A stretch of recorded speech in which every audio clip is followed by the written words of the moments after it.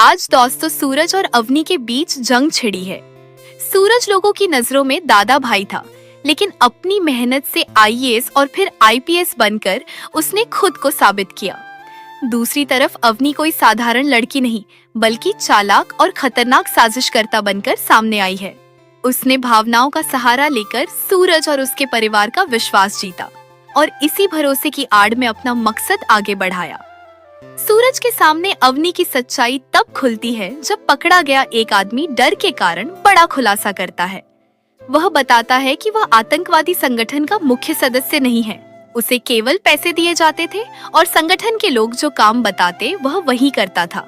हालांकि उसे इतना जरूर मालूम है कि 15 अगस्त को गिरोह किसी बड़ी वारदात को अंजाम देने की तैयारी कर रहा है। इससे साफ हो जाता है कि खतरा बड़ा है और समय कम बचा है। ईशा अवनी पर अपना शक पक्का कर लेती है। उसे समझ आता है कि अवनी ने पहले सूरज को अदिति की मौत से जुड़े अपराध बोध में उलझाया और फिर परिवार में जगह बनाकर महत्वपूर्ण सुरक्षा जानकारी हासिल की।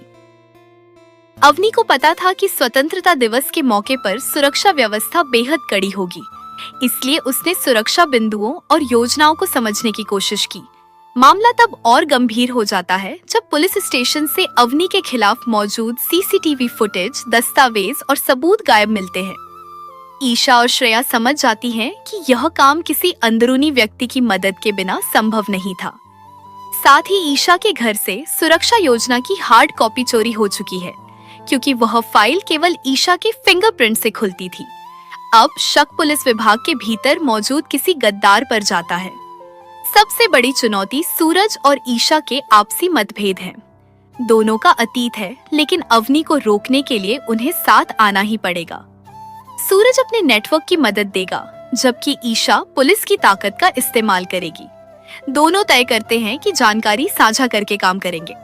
अवनी अभी इस गठजोड़ से अनजान है। वह समझ रही है कि योजना सफल है, लेकिन सूरज और ईशा उसके खिलाफ एक गुप्त टीम बन चुके हैं। 15 अगस्त से पहले उन्हें अवनी की अगली चाल पता लगानी होगी, वरना शहर खतरे में पड़ सकता है। आगे की कहानी जानने के लिए आप लोग अभी इस वीडियो को लाइक करके हमारे चैनल को सब्सक्राइब कर लीजिए, ताकि आप लोगों से कोई भी जानकारी छूट न पाए। सीरियल पति ब्रह्मचारी में आखिरकार सूरज को अवनी की सच्चाई का पता चल ही गया। जी हाँ दोस्तों, आप लोगों ने बिल्कुल सही सुना। ईर्ष्या ने अवनी की सच्चाई का खुलासा सबके सामने कर दिया है और अब घर के सभी लोगों को और परिवार वालों को भी पता चल चुका है कि अवनी असल में और कोई नहीं बल्कि एक चालबाज औरत थी। अवनी का सबसे बड़ा मकसद था इस घर को बर्बाद करना और सूरज को भी बर्बाद करना। अवनी दरअसल ये चाहती थी कि वह 15 अगस्त के दिन की पूरी जानकारी को इकट्ठा कर पाए और एक बड़ा धमाका कर पाए, ताकि उसमें कई लोगों की हत्याएं हो सके।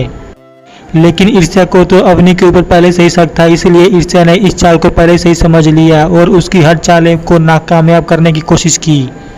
आखिरकार दोस्तों, हैरानी कर देने की बात तो यह है कि ईर्ष्या के घर में से जो जरूरी कागजात के पेपर थे वह भी अब अवनी के हाथ में लग चुके हैं। अब जो सूरज है और ईर्ष्या, ये दोनों लोग अब बहुत ज़्यादा चालाक हो चुके हैं। अब दोस्तों, अवनी और सूरज के बीच की दूरियां बिल्कुल ही खत्म हो चुकी हैं।